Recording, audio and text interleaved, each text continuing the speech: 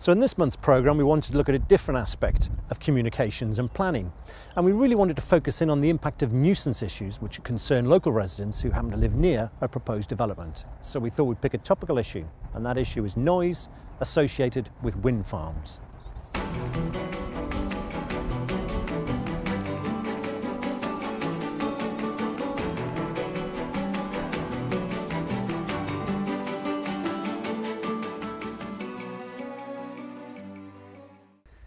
So the reality is, people don't like change. They don't like development happening near them because they have a sense of a loss of control.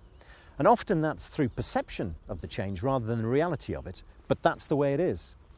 And so let's have a look now at the types of issues that wind farm developers have had to deal with when they've been going for planning permissions.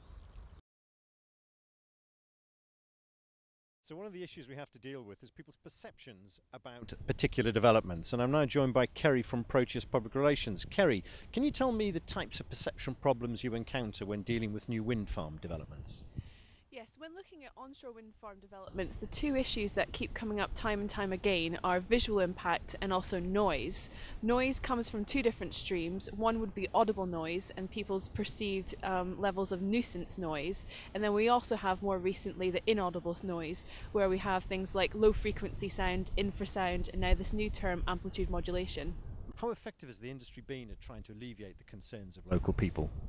Traditionally, as an industry, the communication tools and techniques that we've used have not been particularly effective in trying to help local communities understand the realities of onshore wind farm developments. We need to look at doing things in a different way, and we need to look at the guidelines that we currently have in place and perhaps look at revising those, revisiting them and seeing if they're still applicable in today's technologies. Okay, so that was a really interesting point by Kerry there about ETSU 97 and the way people think about it. But what we wanted to do now was get the actual experiences of some residents who've been through a wind farm development.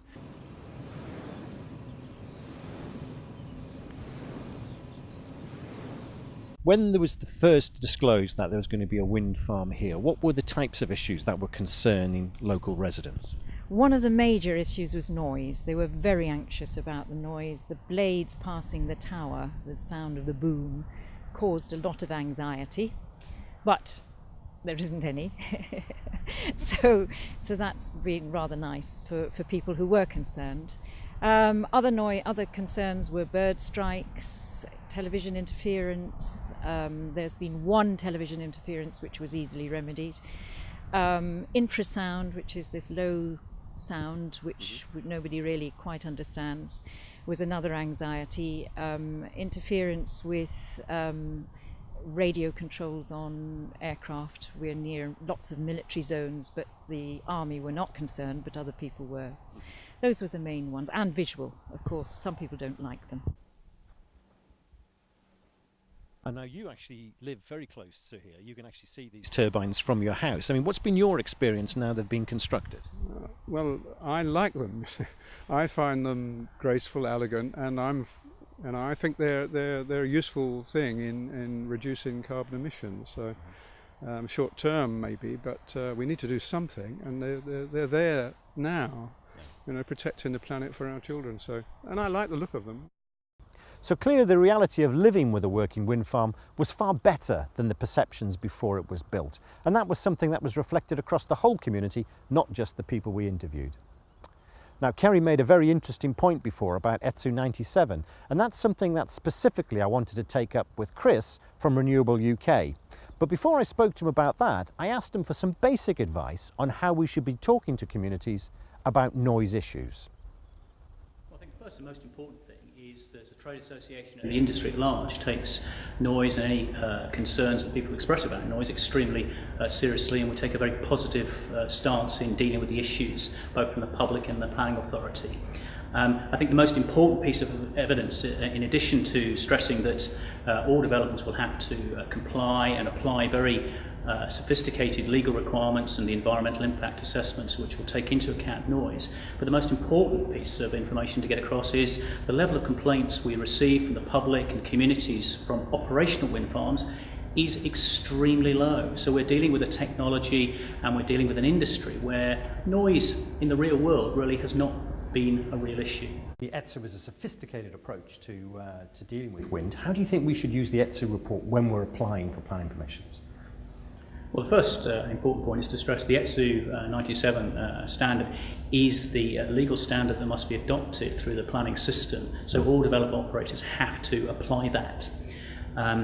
And a key part of the particular standard is the fact that it is very future-proofed in the point that although the industry has grown, the wind farms have expanded and the technology has increased in size over the last decade, the standard makes reference to noise against the background noise. So it has become a future-proof standard because as the technology has grown, so the relative noise levels take that into account. And in addition, even though the technology has grown, the technology in terms of noise output has become much more sophisticated. So the ETSU standard is a perfectly robust reference standard and is the mandated standard industry must apply. Sure.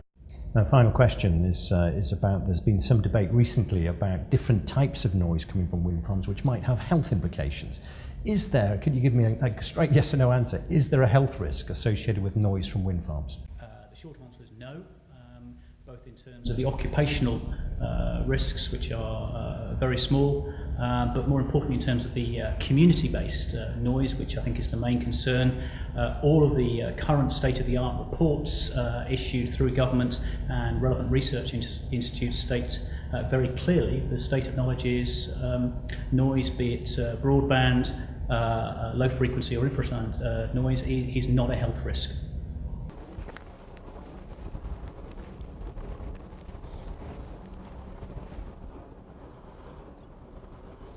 So of course Chris is right. Wind farms are safe and ETSU 97 is future-proof, but that's only half the story.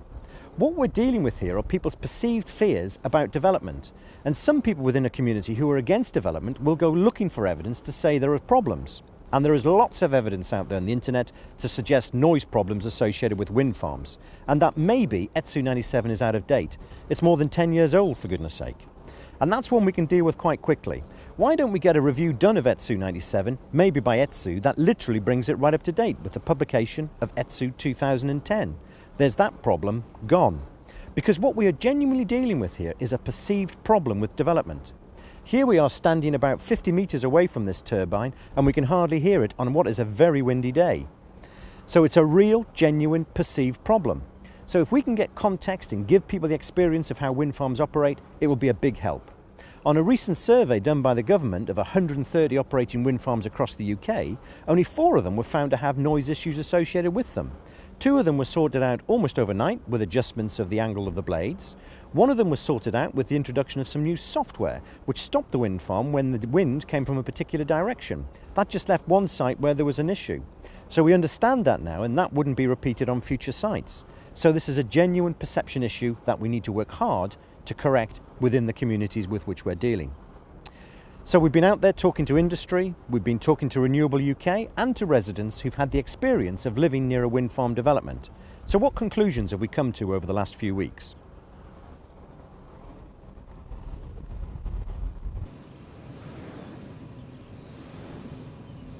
It's interesting to see the Watchfield wind farm here in Oxfordshire, where the turbines look like skittles going off into the distance. The communications is a bit like that. You're dealing with concern after concern, like skittle after skittle. But there's a lot more we can do to actually deal with those concerns more effectively than we've been doing in the past, not least of which could be upgrading guidance on regulations about noise and wind turbines. But there's other things we could be trying. If people's concerns about what it's like to actually live near a wind farm, clearly we can take them to show them wind farms. And maybe one of the things we should do is to actually build a house near a farm like this so people can go in it and see what it's like and actually experience the sound themselves. In communications terms, it's what we call killing the dragon, where the dragon or the monster is their perception about how bad a development might actually be. And in that way, you might find that more and more people become reassured that the development is actually far worse than their imagination than it actually turns out to be in reality.